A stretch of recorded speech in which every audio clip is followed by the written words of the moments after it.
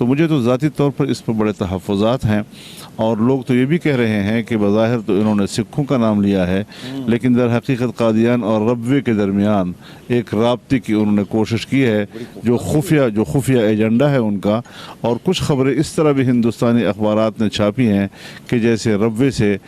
قادیان کے اجتماع میں کافی لوگ جا بھی چکے ہیں اور شرکت بھی کر لی ہے. آخری بات سر،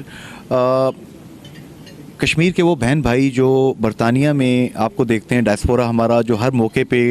جھنڈے لے کے باہر آ جاتا ہے، پاکستان سے رشتہ کیا، لا الہ، یہ نعرے لگاتا ہے، ہم کیا چاہتے ہیں آزادی، اور وہ کروڑوں لوگ جو کہ مقبوضہ کشمیر میں بھی آپ کو دیکھ رہے ہیں ملینز کے حساب سے پوری دنیا میں، انہیں آزادی کے لیے، کشمیر کی آزادی کے لیے آپ کیا پیغام دیں گے سر؟ میں تو سمجھتا ہوں کہ 70 سال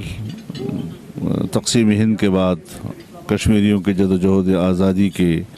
ایسی ایک تسلسل ہے ان کی آزادی کی جد و جہد کی کہ جس پر بہت سے ادوار آئے، بہت بحرانوں سے گزرا، اور نشیب و فراز آئے، تحریک رکی بھی ہے، تحریک پھر بھی چلی ہے، اور اس کے رنگ بھی مختلف ہوئے ہیں. سارے راستوں سے گزرتے گزرتے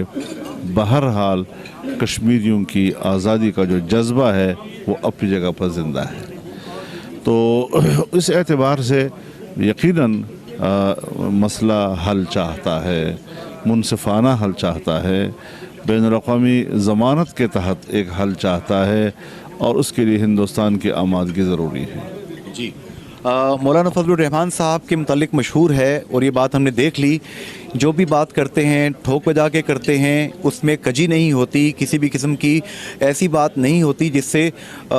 دشمن کو کوئی ایسا موقع ملے کہ وہ غلط بات کر سکے. اللہ کشمیریوں کے مشکل کے دن آسان کرے، اللہ پاکستانیوں کے مشکل کے دن آسان کرے، اللہ امت مسلمہ کے حال پر رحم فرمائے. آج کے پروگرام سے جنید انصاری اپنے مہمان حضرت مولانا فضل الرحمان صاحب کے ساتھ اجازت چاہتا ہے. فی امان اللہ، اللہ حافظ، گڈ بائے.